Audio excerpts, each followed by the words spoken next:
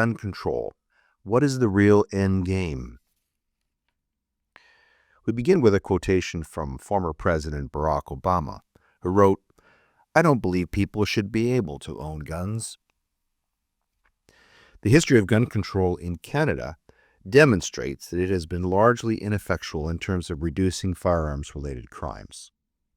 Rifles and shotguns are relatively easy to obtain, while handguns and semi-automatic rifles are restricted.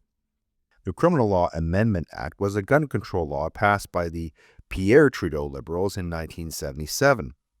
Several studies have found that it had no impact on reducing homicide and robbery rates, and one such study even found that it may have actually increased robberies involving firearms. In 2012, another study looked at gun control laws passed in Canada between 1974 and 2008. It found no evidence that these laws had a beneficial effect on firearm-related homicide rates. According to the study, other more salient factors were found to be associated with homicide rates, such as median age, unemployment, immigration rates, poverty, population per police officer, and incarceration rates. A 2013 study of the 1995 Firearms Act reported little evidence that it significantly reduced rates of lethal gun violence against women. This was the principal demographic identified by Prime Minister Justin Trudeau in announcing his government's May 2020 order banning 1,500 kinds of military-style semi-automatic rifles. In typical virtue-signaling fashion, this came on the heels of highly publicized deadly shootings in Nova Scotia. Subsequent study of the details of this order reveals that both the scope of the ban and this government's obsession with disarming Canada's civilian population are each much broader than they appear. The Trudeau government now plans to confiscate formerly legal guns from Canadians and then donate them to Ukraine. This is part of a new raft of gun confiscation orders coming down from an increasingly authoritarian government. A total of 324 unique makes and models of assault-style firearms would be added to the list of prohibited firearms in Canada, announced Public Safety Minister Dominic LeBlanc at a recent press conference. There's actually no such thing as an assault-style firearm. There are automatic, semi-automatic, and single-shot. The prohibition takes effect immediately, and Indigenous communities will be provided with certain race-based accommodations and exemptions. According to LeBlanc, on 13 December 2024, the Trudeau government will, quote, table regulations to ensure that no firearm can come into Canada or be sold in Canada without first being approved by the RCMP. And no later than the end of January, we will table measures in Parliament to address the rates of gun violence in situations of gender-based and intimate partner violence, end quote. Defense Minister Bill Blair told reporters that his Department of National Defense, quote, will begin working with Canadian companies that have weapons that Ukraine needs and which are already eligible for the Social Firearm Compensation Program in order to get these weapons out of Canada and into the hands of the Ukrainians.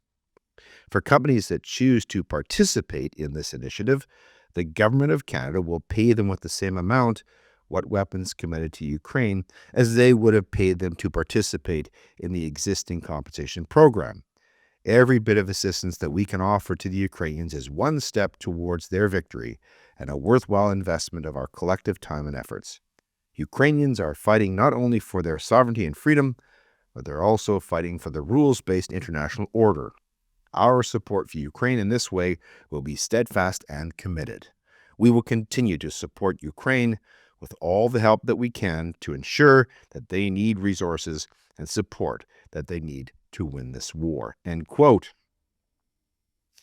Tory opposition leader Pierre Poilievre called the move a stunt that attacks licensed and law-abiding hunters and sport shooters. Trudeau's policies have, quote, caused a 116% hike in gun violence in 9 years, wrote Poilievre on his X page. Quote, he still has not implemented his long-promised gun ban, And now he's promising a new one while he reduces prison sentences for rabid gun criminals and allows 99% of shipping containers to go uninspected, end quote. Tony Bernardo, CEO of the Canadian Shooting Sports Association, says that it is ridiculous to send these firearms to Ukraine. Quote, "These are not weapons of war. Ukraine wants cruise missiles. They don't want Canadian sporting arms. This is the stupidest thing I've ever heard. If the guns were weapons of war, they wouldn't have been allowed into Canada. They're giving them to Ukraine, and Ukraine doesn't want them. They're .22 caliber. Are they being sent there for shooting tin cans?" End quote. Bernardo says that this fight has been going on for decades. The Trudeau Liberals 4 years ago listed 1,500 makes and models of firearms as prohibited. They then made a supplemental list, which got a lot of pushback from First Nations groups. They then withdrew the supplemental list, but this Ukraine program is now the return of the supplemental list. Bernardo opines that this was a last-ditch effort for the Trudeau regime to, quote, punt their useless pots down the street, end quote, before the next federal election, which is set for next October, but could come sooner in the event of a successful non-confidence vote for which Poilievre has been pushing. Quote, "Mr. Poilievre is virtually certain to not support this ridiculous kind of gun control law, so these firearms are never going to have to be bought out," end quote. Franco Terrazzano, National Director of the Canadian Taxpayers Federation, says that gun confiscation is a huge taxpayer boondoggle in the making. Quote, "The government has already spent tens of millions of dollars and hasn't even bought a single gun back yet. The costs keep ballooning, and taxpayers have every reason to worry. The tab is only getting bigger. Trudeau must cut our losses and scrap this ineffective and expensive gun buyback boondoggle," end quote. The last time the Trudeau regime tried to expropriate guns from licensed owners, it caused illegal firearms crimes to skyrocket. Their woeful but much trumpeted gun buyback program has to date not collected a single firearm. Buyback is, of course, a leftist misnomer, since the government never owned these guns in the first place. They are the private property of licensed gun owners. The term also applies that the program is consensual, rather than mandatory and confiscatory. The real question then is this. Given a domestic historical record showing the lack of a causal nexus between gun control and crime reduction, why is the Trudeau regime so intent upon taking firearms out of the hands of law-abiding Canadians? To find the answer, let us take a brief walk through the history of gun control, both in Canada and globally, over the past century or so. Although gun control laws are not all created equal in terms of overall impact, gun confiscation holds a special place in the halls of political repression. A trip down memory lane will give us a refresher on how gun confiscation has helped to consolidate state power under authoritarian regimes. Let's begin with the USSR and its iron bloc. The Soviet Union left its mark as one of the deadliest political regimes of the 20th century, and indeed in the entire history of mankind. However, it could not have committed such atrocities without a total monopoly on coercion. Ironically, Lenin called for a proletarian militia in his famous essay, Letters from Afar, in which he charted his vision, quote, "What kind of militia do we need? The proletariat, all the tolling people, a genuine people's militia, i.e., one that first consists of the entire population of all adult citizens of both sexes, and second, one that combines the functions of a people's army with police functions, with the functions of the chief and fundamental organ of public order and public administration," end quote. Lenin's ideas manifested themselves in military form once the Military Revolutionary Committee was created in 1917. Despite its ostensible revolutionary nature, these military forces soon morphed into simply another enforcement arm of the state. To maintain its iron grip, the Soviets turned to the most proven form of suppression, gun confiscation. In December of 1918, the Council of People's Commissar, via what was analogous to the Liberals' recent Order in Council, mandated that all Soviet citizens surrender their firearms under threat of criminal prosecution. Soviet gun control laws remained tight in succeeding decades, although the government did go out of its way to ensure that Communist Party affiliates maintained privileged access to firearms. Post-World War II, Soviet satellite states such as Bulgaria, East Germany, Hungary, and others imposed similar restrictions upon gun possession. And the result, it is estimated that at least 15 million people perished under Soviet rule. How about Nazi Germany? Well, these days, the label Nazi is tossed around liberally, almost rendering its true definition meaningless. However, the history of Nazi Germany must never be forgotten. Interestingly, both sides of the gun debate make mistakes when discussing Nazi gun control policy. The pro-gun control side claims that gun rights were actually expanded under Nazi rule, but there is more to this story. The marginal liberalization in gun laws specifically favored the German populace. In 1938, Hitler signed a new Gun Control Act. By that time, just as in Canada, legislative debate of such laws was obsolete. Now that many enemies of the state had been removed from society, some restrictions could be slightly liberalized, especially for party members. But Jews were prohibited from working in the firearms industry, and .22 caliber hollow point ammunition was banned entirely. Consequently, the Jews were disarmed and had no means of defending themselves against the increasingly militant and armed Nazi operatives like the SA, the SS, or the Gestapo. But pro-gun advocates are not exempt from making similar mistakes. They attribute gun control's passage exclusively to Hitler's government. However, a more thorough review of history reveals that the Weimar Republic was responsible for passing gun registration laws. They justified the passage of gun control laws in the cause of public order, for fear of groups like the Nazis or communists coming to blows in the streets, as in the famous Munich beer hall putsch of 1923. This gun control framework would ultimately be exploited by the Nazis to disarm Jews and subject them to one of the most horrific genocides in human history. Then there's Cuba. Once one of Latin America's most prosperous nations, Cuba succumbed to the siren song of socialism after Castro seized power in 1959. This was largely out of necessity, since the revolution alienated Cuba from the U.S. and left Castro running into the welcoming arms of the Soviet Union. Just as in Nazi Germany, Castro took advantage of existing firearm registration lists. Once Batista was deposed, Castro took power and in a famous speech exclaimed, quote, "Guns? For what? To fight against whom? Against the revolutionary government that has the support of the people?" End quote. Gun confiscation soon followed. The Castro government began targeting rival revolutionary groups who fought the Batista regime but were non-communists. Then, Castro broadened the legal definition of rival revolutionaries to disarm most Cuban civilians. These strict firearms regulations remain in force even today. The Ministry of the Interior and the Ministry of the Revolutionary Armed Forces are in charge of regulating firearms. Like other socialist regimes, the Cuban experience has been marked by mass death and economic destruction. Estimates point to 141,000 Cubans murdered by the Castro regime, with millions more fleeing to the U.S. to escape such tyranny. How about Venezuela? Well, it's well known that the Venezuelan government has eviscerated property rights and fundamental civil liberties in the crisis-beleaguered country. But how has this government been able to maintain its power? The Venezuelan government's civilian disarmament campaign is an oft-overlooked source of human rights violations in that country.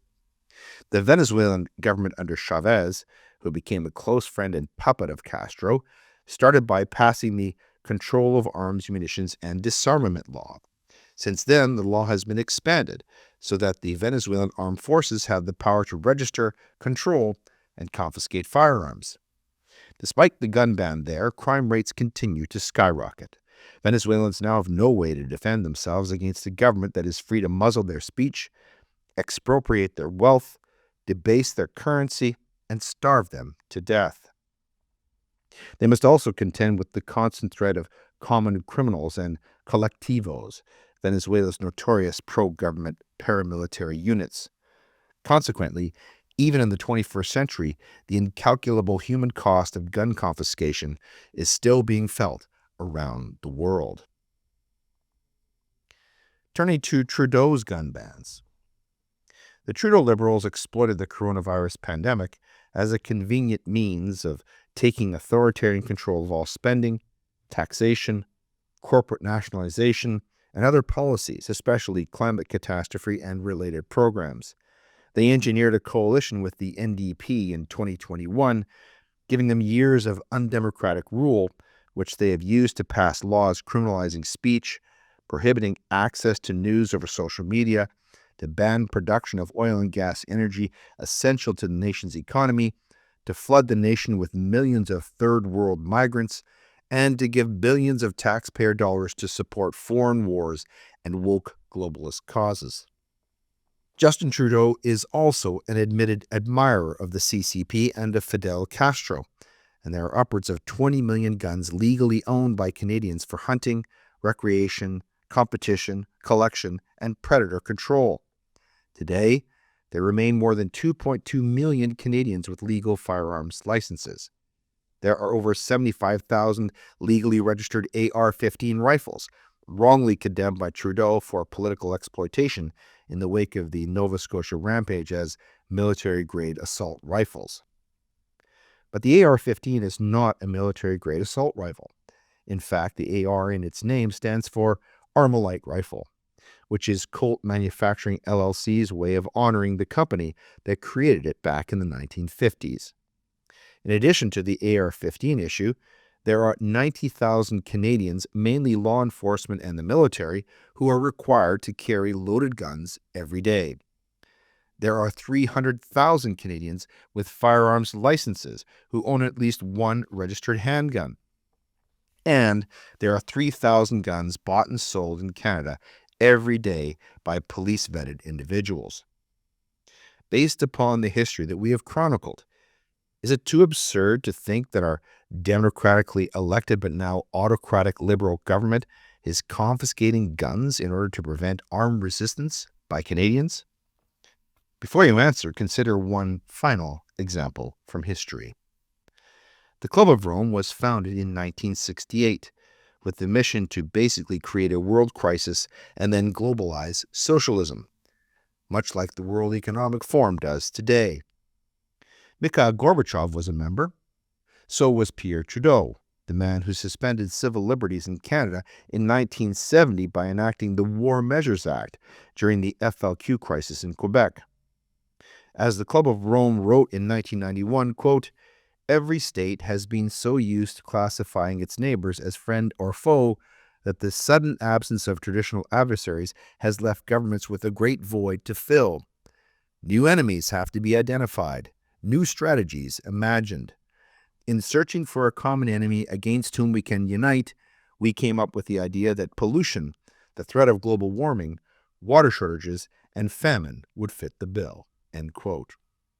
So 3 decades on, Canadians must all seriously ponder what is now happening under the Trudeau Liberals, who are using a panic-driven state of constant emergency to reshape Canada into a post-nation state bearing no resemblance whatsoever to the libertarian, Christian, constitutional democracy it was just a few scant years ago. Even if you are, like me, not a gun owner, you must support private gun ownership. This is because a gun is nothing more or less than a species of private property. As we have seen, historically, totalitarian regimes come for the guns first and then seize everything else later. Food, land, and even our very lives. We end with a quotation from former President Ronald Reagan, which reads, "You won't get gun control by disarming law-abiding citizens. There's only one way to get real gun control. Disarm the thugs and the criminals. Lock them up. And if you don't actually throw away the key, at least lose it for a long time. It's the nasty truth, but those who seek to inflict harm are not fazed